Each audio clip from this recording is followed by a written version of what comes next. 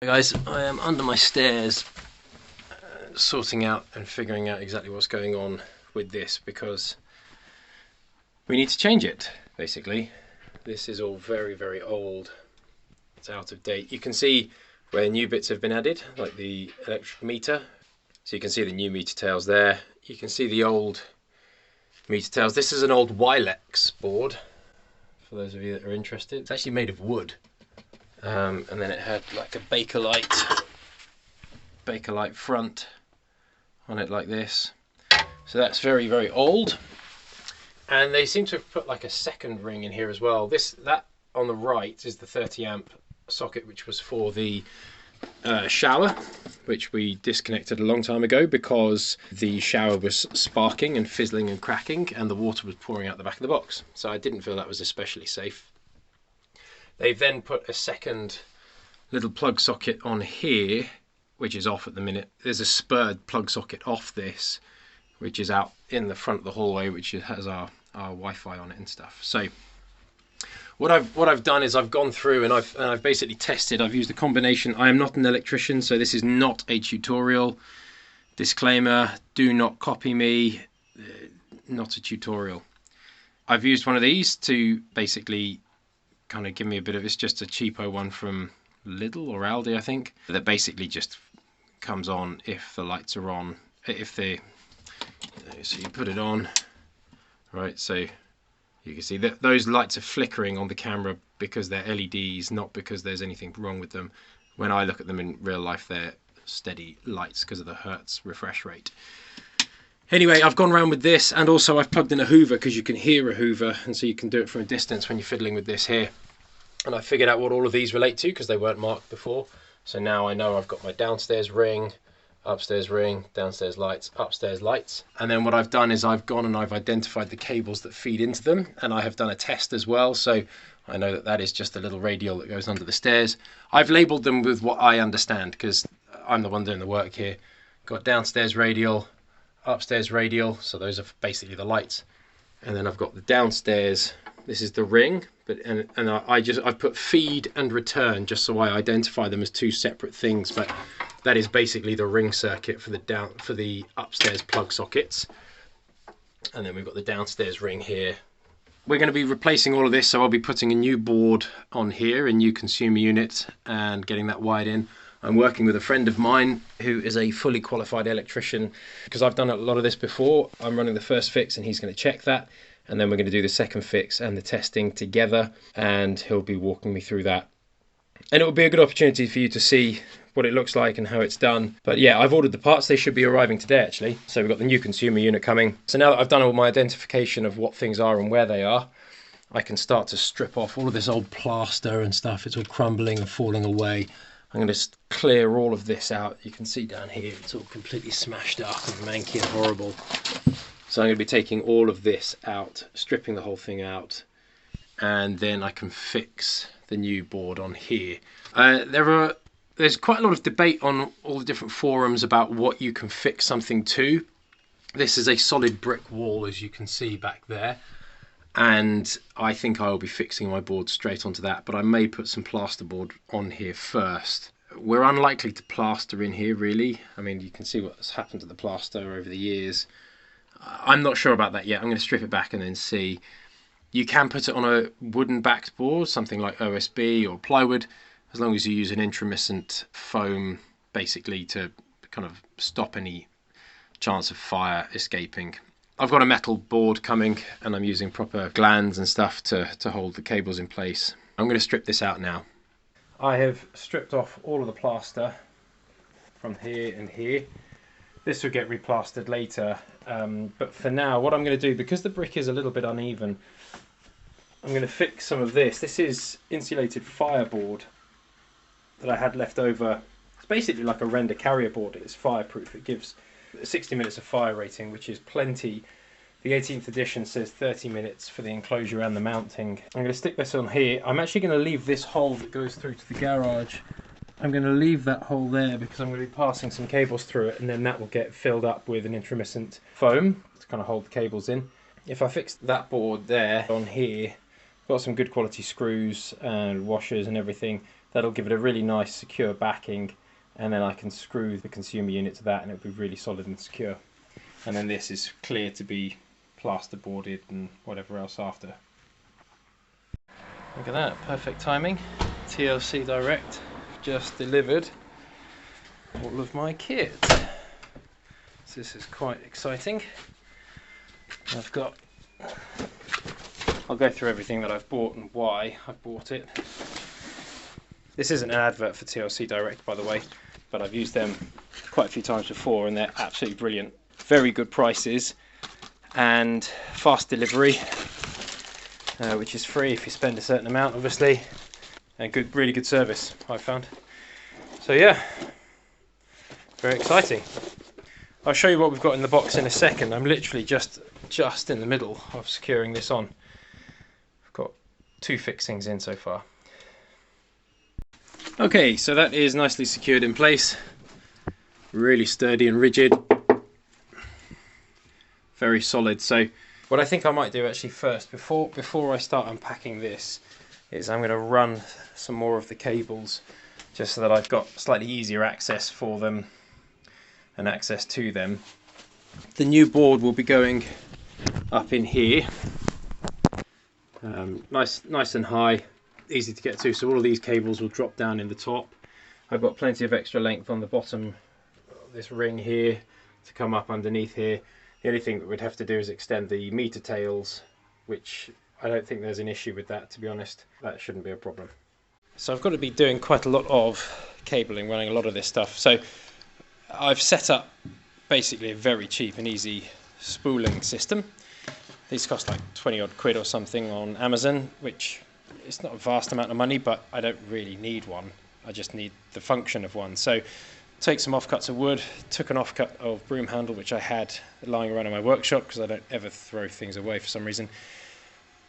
2 screws and we're done. So I'm going to go set this up out in that way where the consumer unit is, and I can then start running this cable. So this is the 2.5 mil and then 1.5 mil is the CPC. I'm going to go set this up. So I have run all of my cables around. I'll show you what I've done. I've run them up to where they need to be and I've tacked them in place, running it all under the floor. So we've got sockets all along here. This one's actually going to be in a kind of corner larder unit. I've run out of cable. That's the end of the line. I've got another drum here, but what it means is I'm not actually going to have to worry about feeding another cable back up and through. All I'll do is I'll place that drum back at the consumer unit and I'll run the route backwards now, and I'll just meet here and I'll have the end of this. I'll have the end of this one will be fed up to here, running the rest of the route backwards. So I've got another double over there and doubles over there. So it actually works out really quite conveniently, and rather than trying to have to feed it back up the floor, I can carry on feeding it down and follow the same method that I had before. Right, so it is now the end of the day. It's about 4:30 and it's getting dark, so I'm going to stop now. But you can see what I mean. So I started with that tail there. I pulled that cable right the way through to there, tacked it on, and then I followed it round for where I need it. And although this is going to be under insulation and under the floor, no one's ever going to see it, I've still tacked it on because I think it just is neater and easier. Where I've still got to build stud walls and whatever else, I've marked what I need and I've left more than enough cable. I then looped it all the way around, really putting a new plug socket up on here because for some reason they took from the upstairs ring and dropped it down through the wall this way, and I want to remove that. I want upstairs as the upstairs and downstairs as downstairs. So I've left enough cable there. I've then fed it through the floor that way to pop up on this side here, and then I've channeled out a little bit where I'm going to be sticking the cable there. Got a double on, there's going to be a double on this wall here, on this wall here, and there's going to be a double socket on that wall over there. So we are not going to be short of plug sockets anywhere. The final thing that I'll need to do, probably tomorrow now, or maybe later tonight once the kids are in bed, is run another cable from the consumer unit into the garage.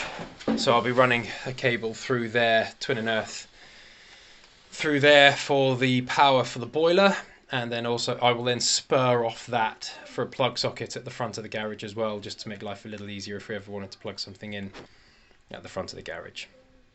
Hi guys, right, this is a slightly different video for you this evening. I'm just going to be unboxing. It's later the same day that I received all this stuff from TLC. The kids are in bed now, so I've got a bit more time to focus on this and have a look and see what's going on. So this is like a rubbish unboxing video basically. So this is an MK. All the stuff that I'm getting is MK because it matches. Personally, I think they make the nicest looking and feeling stuff. I really like their face plates and their grid plates and all that sort of stuff. So everything that we're getting is going to be MK. You'll see that in a second. So these are the grid plates. This is a triple grid plate. I've got two of those because they sit within, a pair of them sit within here like that, and that's how you get your six there. I'll show you that in a bit more detail in a minute. And I've got a whole load of single grid plates as well. Got the face plates as well, which is good. Some singles and a double. And then this is what I'm going to be using for a lot of the switches. In fact, all of the switches in the extension part of the house are going to be these. These are kinetic switches. This is effectively the switch. So where on a wall you would have a light switch like this, and you would either have the feed into the switch or you would have the switch controlling the light at the unit. So you can have the 3-plate method, and I'll show a picture of that now, or you can have the 2-plate method where you've got the feed at the switch. This acts as the switch, but it's a wireless receiver and it works anywhere that you want it to, within 30 meters indoors and 160 meters outdoor. So effectively what I'm going to be doing is I'm going to be creating a whole load of switches, and I'm going to be housing them in these box units here like this, and then the actual switch itself, the receiver, is here, and then the controller is going to be here behind the plate, and it works by wireless magic basically. I'll show you what I mean a bit more when I actually wire them up, but for those of you that have seen these before, these are made by Kinetic, and they use kinetic energy to control the lights. So I've got a whole load of those. Okay, so this is the actual grid switch itself. It comes in a really nice little box, and it literally just works like that. Little click. This has no power to it at all. There's nothing that you need to do, nothing that you need to connect it up to.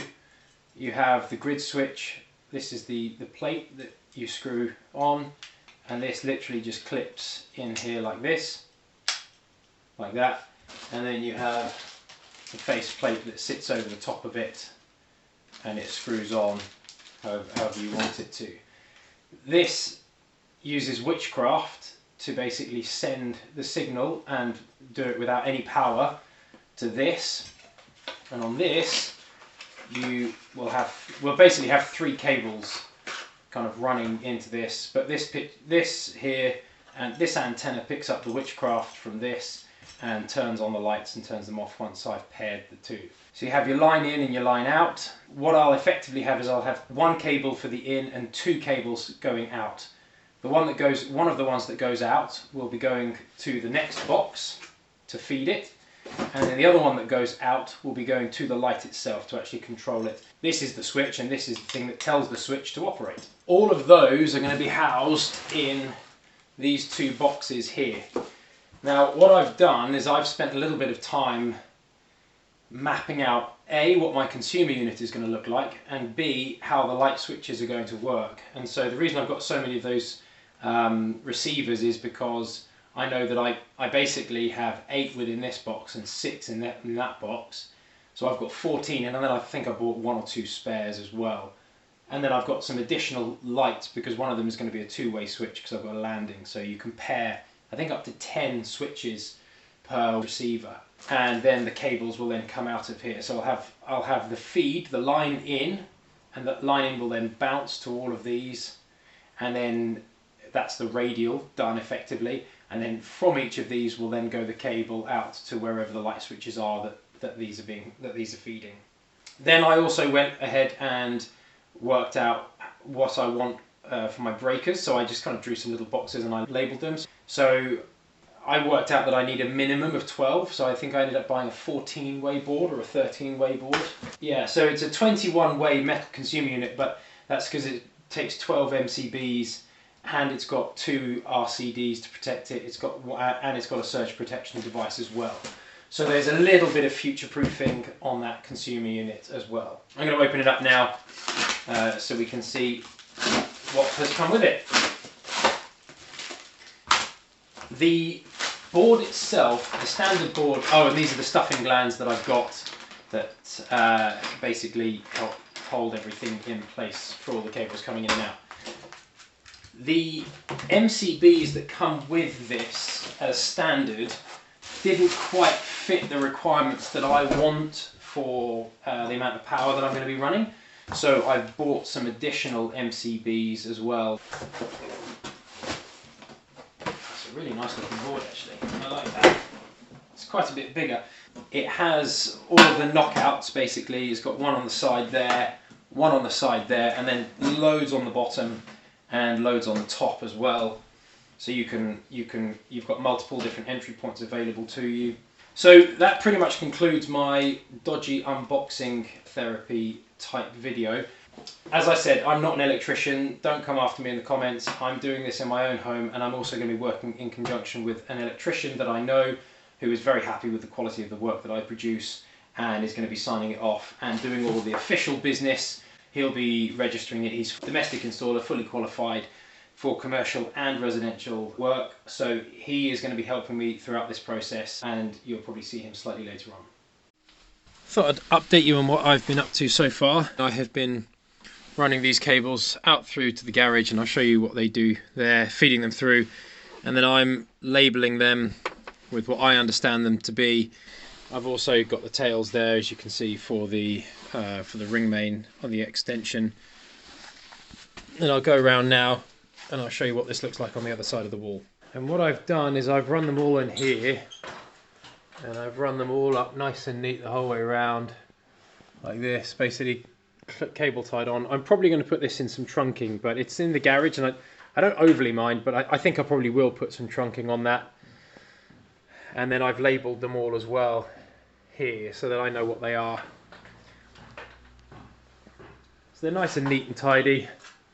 They all kind of go through and then run in like this. So I've got a bit for the light and then a bit for the feed, for the switch. And this all kind of carries on. Right, I've just finished stripping this off. I've basically cleared out all of the unnecessary cables that were coming down. They had run the ring mains from the upstairs ring and then brought them down to here. And then there were a whole load of under cupboard lighting cables and all sorts of stuff which just weren't necessary. So I've tidied it all up. Now those Wago clips, they need boxes before they are compliant with the regs. So I've got the boxes, I just haven't put them on yet, but I haven't covered it up, so that's fine. That is now no longer needed, it's no longer necessary. This here I believe is the power cable to the pump, so I'm not going to need that soon, but I'm leaving it in for now obviously. I didn't install that. And I have cleared out, there were some additional cables up in here which weren't needed, so I've cleared all of those out, pulled them from the stairs upstairs and pulled them down. It's going well, but it is the 31st of December.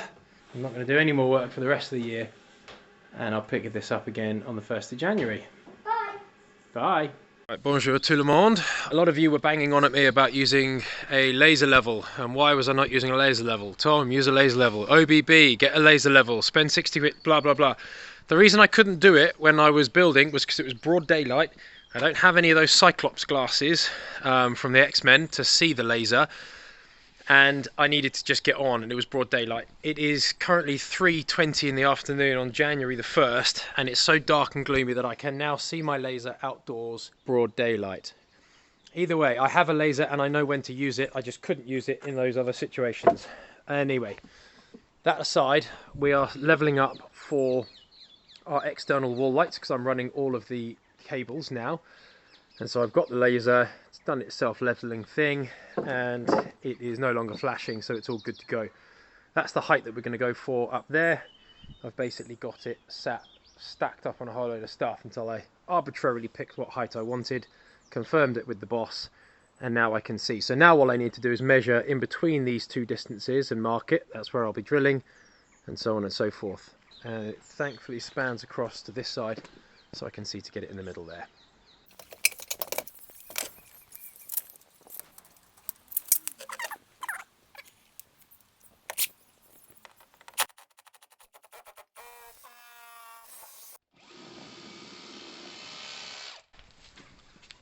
That is the beauty of timber frame. I know someone in the comments is going to mention about the angle of my ladder, but I weigh the best part of 100 kilos and it's soft muddy ground. It's going nowhere, it's not going to slip on that. I've done another video about feeling safe on ladders and how I feel about them. I'm perfectly happy with this, so don't come after me in the comments, alright?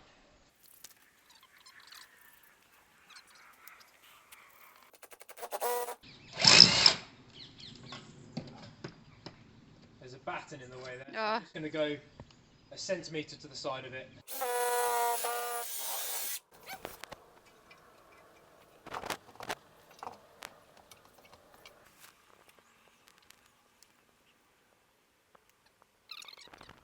There's going to be a batten in the middle of this again because we've put the battens on the edges and in the middle. So again, I'm just going to come just inside of it here.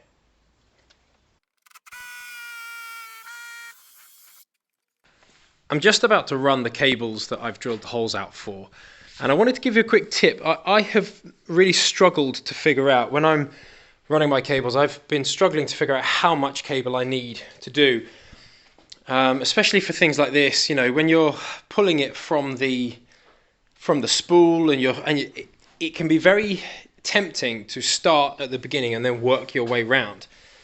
What I've found is it's actually much easier to start at the end and work backwards.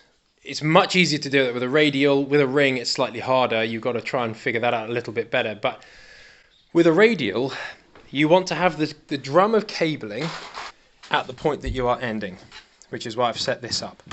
I'll then feed the cable down where all the cables are going, run it where it needs to run, and I will pull the length of it, roughly, give or take, up to the end point here. Poke it through and I can leave it there. I'll then start tacking and working my way backwards along the length of cable. When I get to this point here, I can then just bend the cable and feed a bump through this hole. It's going to be a little bit tight, but it's not impossible. I've done it. And on 1.5mm cable, it's easier. If you've got a bigger drill bit, then obviously you'd rather use that, but I didn't have a bigger drill bit, so I couldn't. Feed the bump through and then continue working your way back along, tacking the cable where it needs to go. And then again, feed the bump through, and then you can take the excess, tack it along your joists as you need to, tidy it up, whatever it is else that you want to do. And then you can cut it off, cut the length. And that way you've got the exact length that you need, and you've not had to measure it, you've not had to work it out. I'm going to try and show you that now, but it is getting dark, so it might be a bit difficult to set it up on a time lapse, but I'll try and set that up now.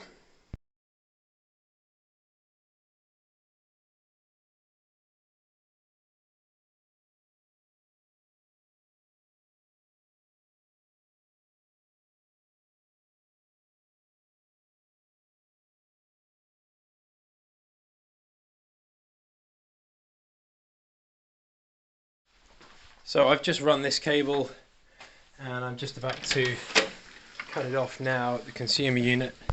Still attached to the spool. I can pull a decent bit of extra length out on it, like that. Cut that off, label it up, and I've not got any wastage at all.